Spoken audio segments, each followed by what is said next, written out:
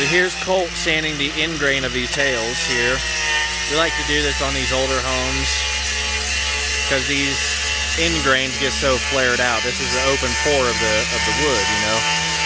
So if we can grind those off, closing it up a little bit more, that allows stain to go on there and be a nice even finish versus being really blotchy and just soaking in to a point where you can't even tell that it's there. So here's Colt grinding these tails.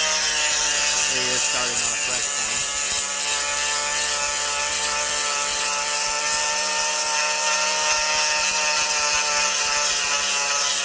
And he's just taking that old dead wood, grinding it away until he gets that nice